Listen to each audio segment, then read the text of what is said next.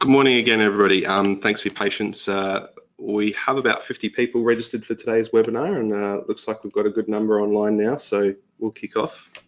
Firstly, just like to introduce myself. I'm Shane Swift. I'm the Associate Director for Technology Advisory here in New South Wales, along with Ryan, Senior Manager in the team as well. We work in the National Technology Advisory team, delivering our services and advice across Australia.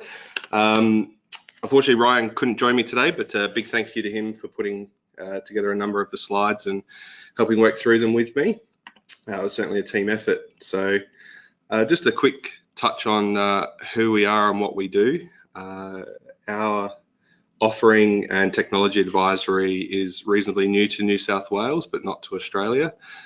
We are focused on work in the digital strategy, cybersecurity, platform implementations, and business intelligence and analytics, amongst other things. As everybody knows, technology goes very wide and very deep.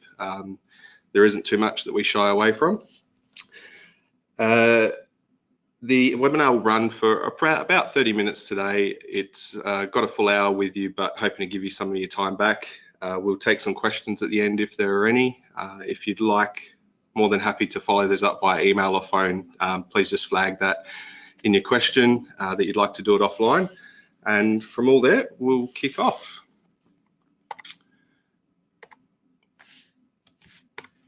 Okay, so a couple of days ago, well, a week exactly, Sean Pascoe from our risk advisory, he kicked off our webinar series. Not a lot of people who are online crossover with who was there, but also for those who will be listening a bit later. I just thought I'd touch on some of the themes he covered, give us a basis to work from, and go from there. So some of the key things Sean talked about were related around this diagram that we've presented. We've looked to graphically represent what our global landscape for risk report has covered. It's a very meaty document, and it covers a huge amount of areas. So it's well worth taking the time to listen to Sean's in complement to this and the future webinars that will come from Adam Sims and Janine Waters, which will cover our forensic areas and also our people consulting as well. So each year we release a risk landscape report. There are about 500 business executives across 55 countries for this year. There was a range of sectors, and the focus was the perceptions of risk in the present and the future. We'll go through and dig through what some of those are. There's some incredibly interesting results. There's definitely some key themes around agility and innovation, and technology, how it interacts with that as well. So the other areas that it touches on are culture, governance, and customer centricity. Now, Sean really explored a lot of those in a really interesting way. We're going to touch on them, bring a bit of a technology look at them, and hopefully give you some takeaways and some areas you can start on. There are no direct answers today because every business is different, but there are some key themes that we certainly think are consistent across businesses.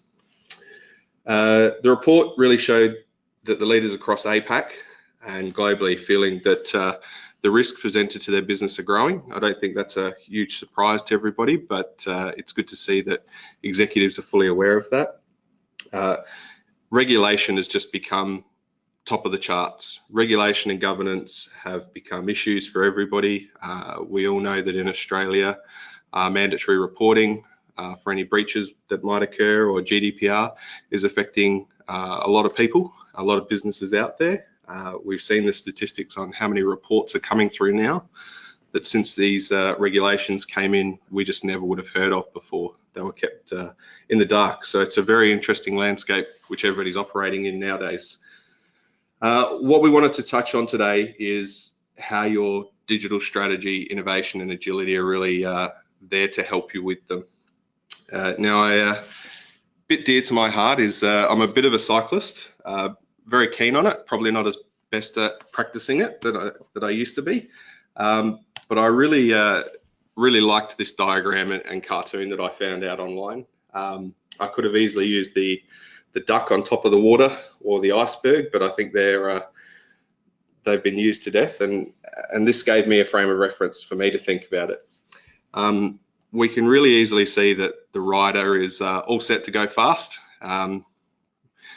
Whether you like it or not, he's wearing some Lycra, he's got the gloves on, he's got the shoes and the helmet, but it's quite easy to see that he's not going anywhere fast. And that's pretty consistent with what we see of a lot of businesses who are looking for that digital edge these days and trying to deal with their risk and landscape. The top of what they're doing, absolutely, you're innovating, you're trying to change and do new things, but it's that opportunity to look at the lower levels and see where you're enabling that digital transformation and that digital strategy, which is really important. If you've got square wheels on your bike, you aren't going anywhere. The good thing to know though is almost everybody else is in the same situation and facing the same challenges.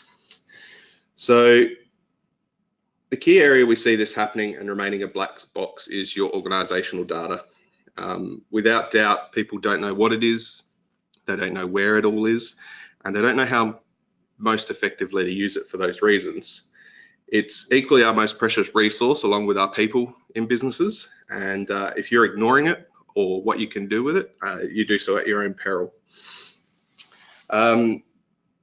Given our theme is around innovation and agility, we really wanted to touch on having agility isn't always the same as being agile. No business suits 100% in any direction, and it's the right mix for your business that makes sense. I touch on it a bit later, but having defined processes and organizations that follow those processes can be very important at the core to allow the rest of your business to innovate and deliver on something that's important to you and important to your customers.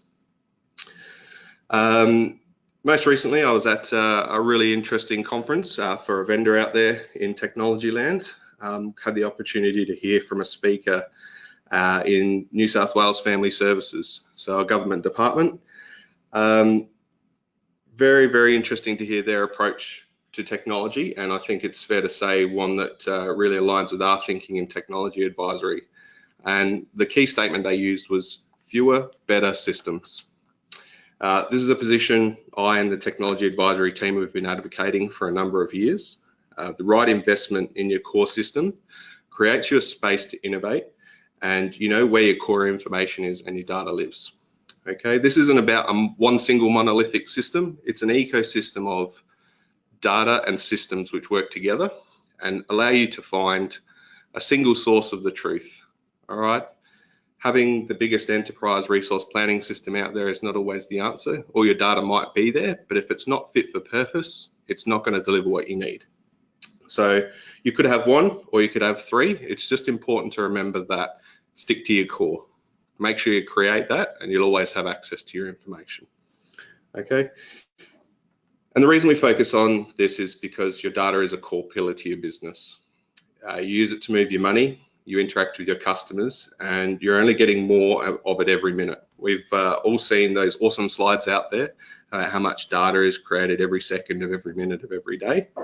I don't need to show that for everybody to be able to Google it or remember the one they've seen. But you go back to what we see today and people calling a digital process is taking a form, downloading it from your intranet, printing it out, filling it out, scanning it back in and sending it to another department. We have to be aware that the data we're creating there is actually not efficient. It's not a digital process. You have an analog process on a digital platform. They're two very different things. So I just wanted to touch on that to frame the rest of the conversation. We also wanted to give some context to one of the key areas which we see a lot of effort, which isn't misplaced at its motivation, but it's your organizational reporting. It's incredibly important to know where your business is, where it's going, what's happened, but it shouldn't be as much effort as it seems like goes into it. If you can create the right digital processes, make sure that you can see your data along those processes, you're going to be in a much better spot. And my example of the form on the intranet is perfect for that, because if you're capturing that information in a form. It follows a digital platform through its journey. You can see it every step of the way. Once you can see it every step of the way, you can report on it and you can make a decision on it. So you can see what's going slow, what's going fast, what's holding up things in your business. And that's a really big key to success. And we touch on that later because governance is a key issue for people out there. All right. So I suppose what's next is what's at risk. I don't think I need to tell any of the audience out there or anybody who's interested that it's your business wholly and solely. What we see on any given day, you can go out of business overnight or you can eke out a slow decline.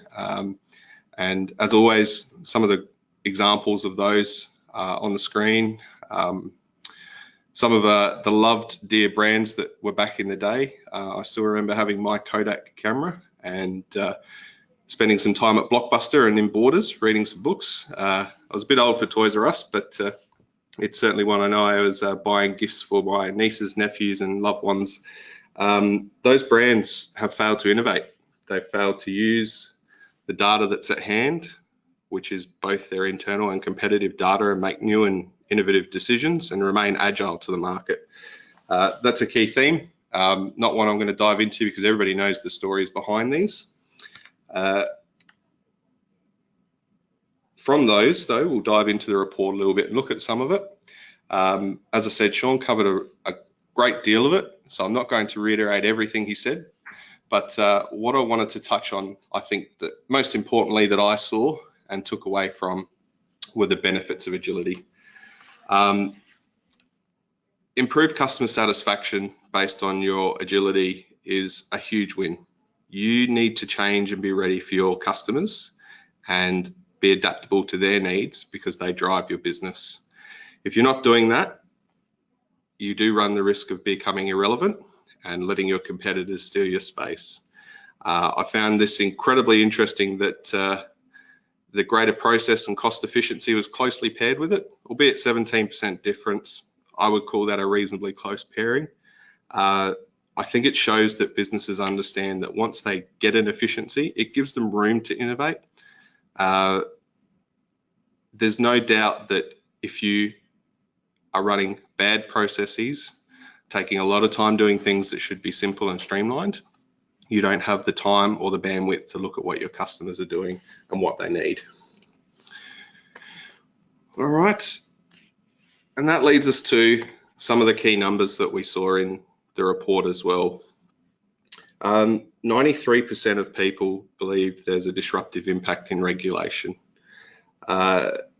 GDPR, mandatory breach notification reporting. Staying within Australia, there's huge impacts there.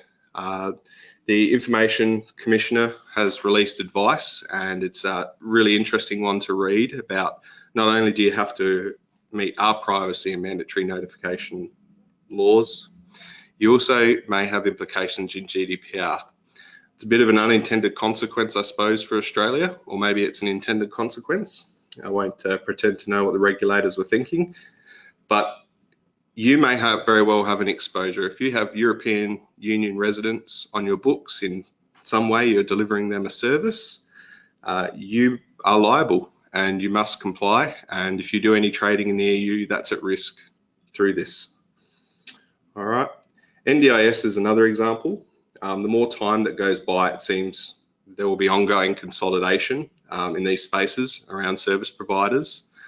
The ones that survive will be those that have recognised the needs to innovate early and meet the new regulatory environment and interact with the government. There will be ongoing changes, we've no doubt, in both the government and the business space. It'll be, I suppose, interesting to watch. We do certainly hope that those service providers continue to be able to deliver their great services, so it will be a very big community and social impact if they don't. All right. In there and zigzagging across the numbers, 91% of businesses in the high performance area who rated themselves as high performing have elevated innovation up. Now they're talking about elevating that to the board. That's becoming an organizational cultural impact It's changing the way the boards are operating. It's changing the way the CEO is taking the advice from the board and working with it. And then that flows down through the business, which is really key. The fish rots from the head, and if you're not doing it at the board level, your business is going to struggle. They need to have a common ground to communicate with you on why you're doing it. Okay. What's interesting then is to reflect on is that 68% of businesses have increased prioritization. So the differences between those two numbers is 91% covers the high performers, but 68% when you average it out is across all respondents. There's a big disparity there between them. And I think that speaks to those who feel like they're not in the high performance area.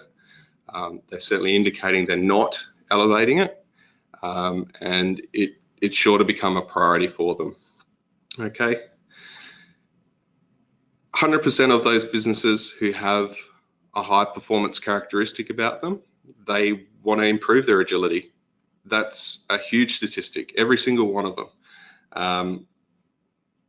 I think that that's both a realization that if they're not doing more, they're doing less, and that I would say they've also got a taste for it.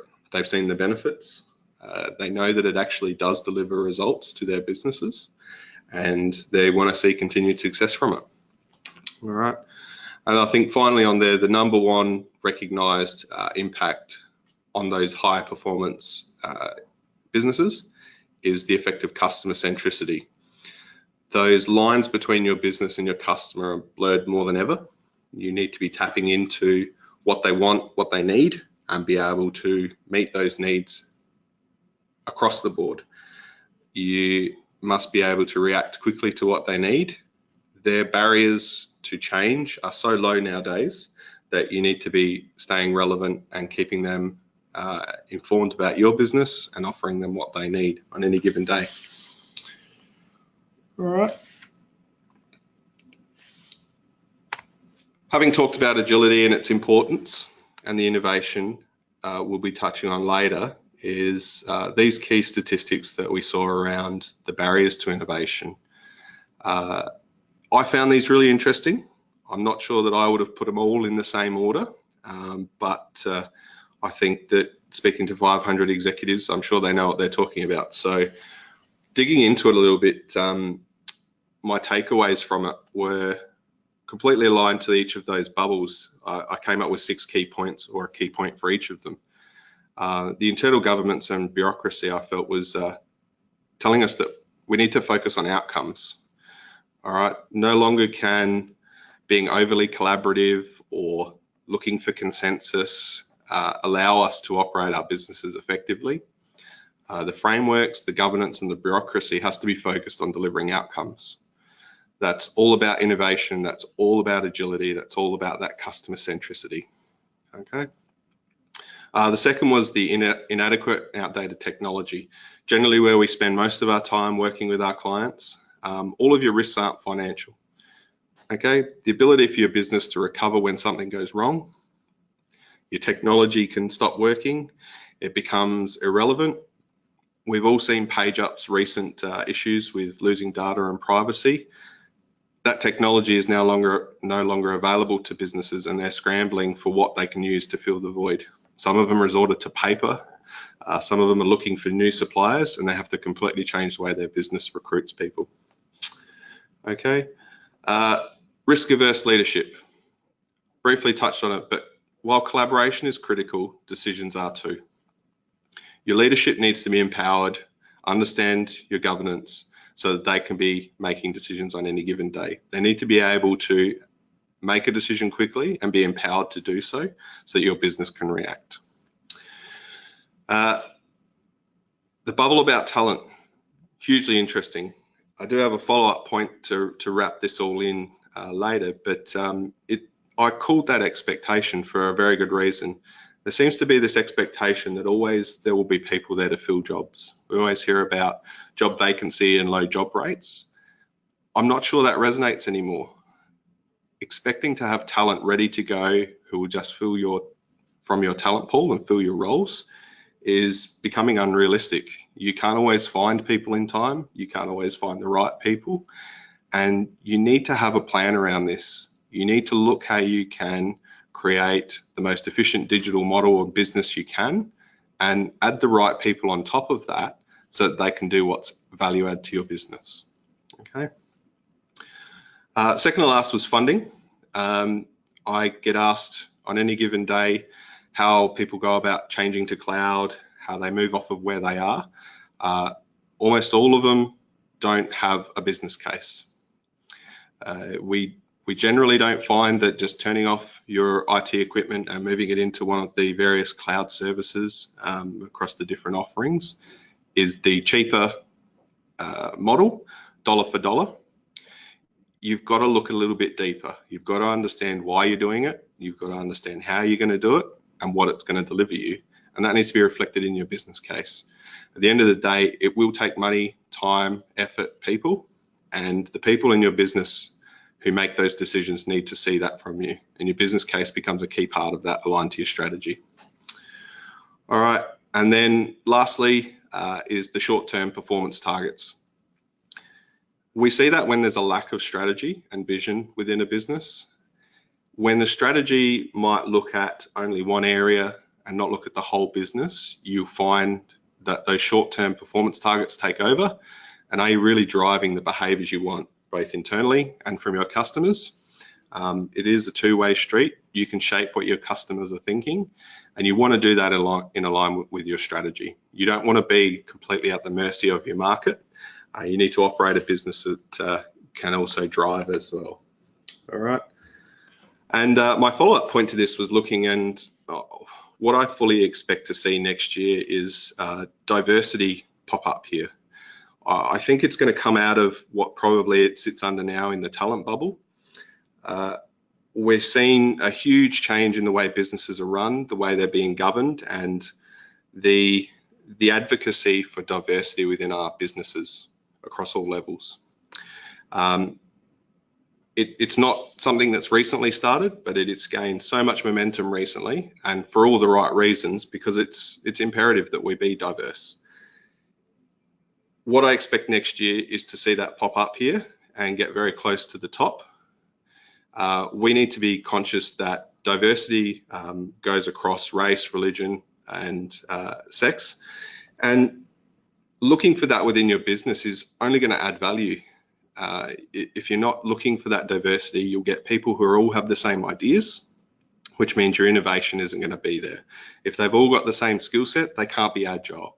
You need a mixed team, and at the end of the day, all altruism aside, it has results. Businesses are seeing their performance grow when they take on a real approach to diversity, which I think is a great outcome because it pairs very nicely with the fact that we just should be doing it. So it's great that we can both get a result and do the right thing.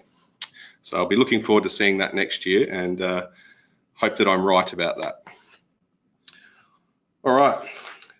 It'd be remiss of me as a technologist not to throw out a few of the key technologies that are out there.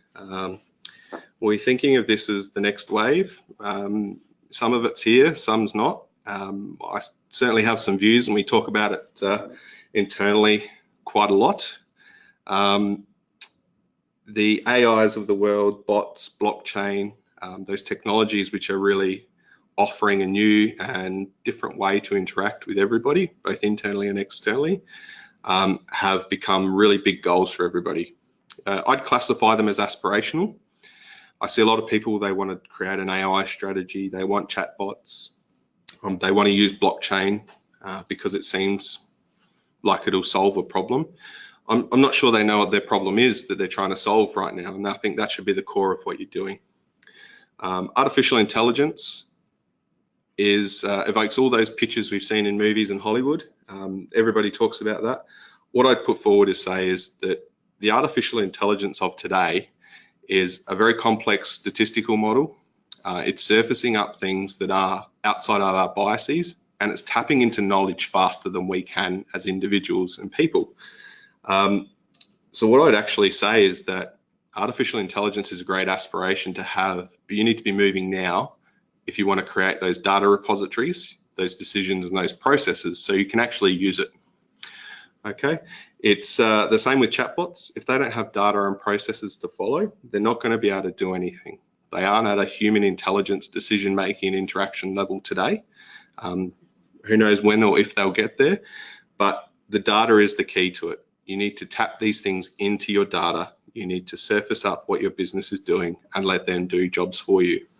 That's a really key focus that we see. One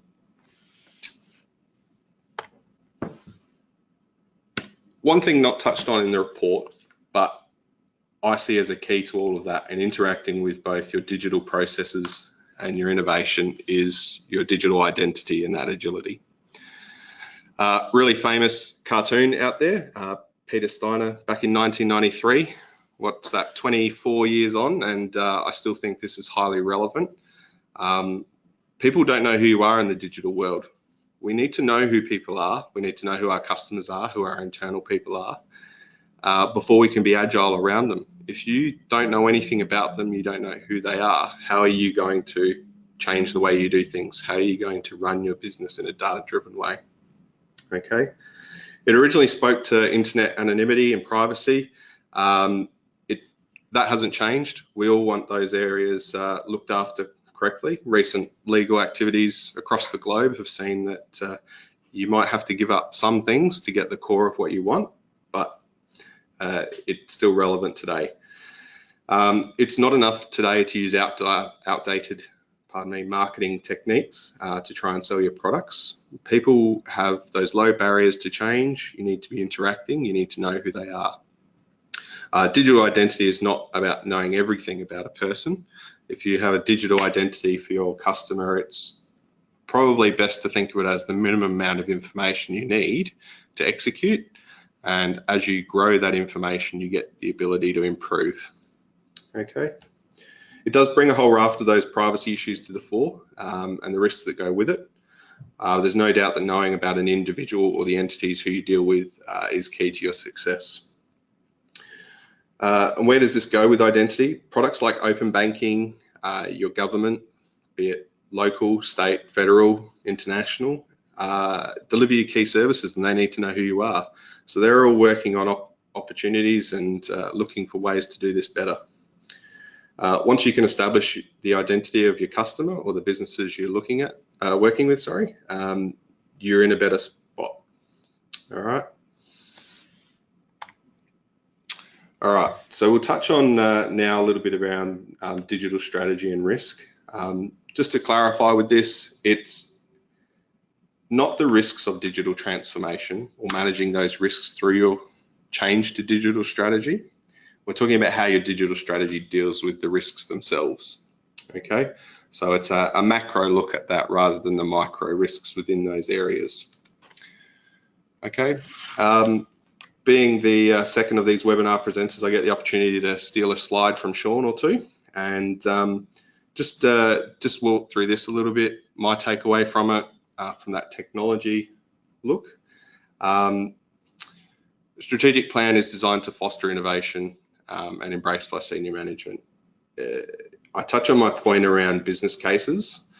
Now, your senior management will be the teams that own those. They're the ones who will foster it through your business, make decisions off the back of it. They need that mandate to take action and drive change in your business. So I think looking at your senior management, you should always be aware that they need to know what the business case is for change, what the costs are, so that they can make the best decisions for you. All right, your risk management framework, that's all about knowing what your risks are. Nothing stifles decision making like having to go to every person in your business to ask what impact it's going to have, or if I should do this or should I do that. All right, your risk framework, while it might seem laborious or something that just sits on your intranet that nobody ever looks at, it's incredibly important to your decision-making process.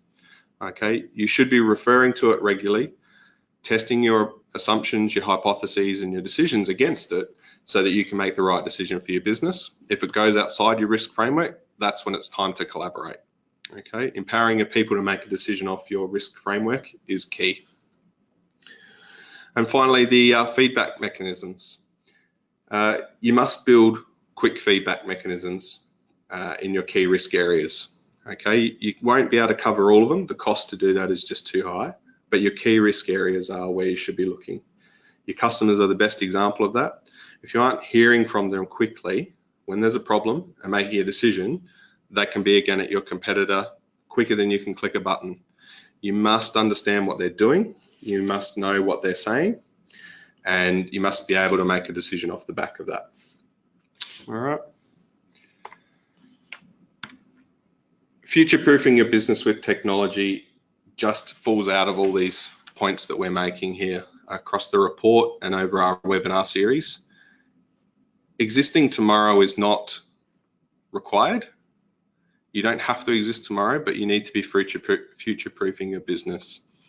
Now, people will do that in a number of ways. We'd put forward that technology is a key enabler to that, and it came out in the results quite clearly. That cluster at the top of everybody who's got future-proofing either in, working on it, or the strategy for it means that everybody knows it's a key to what they're doing.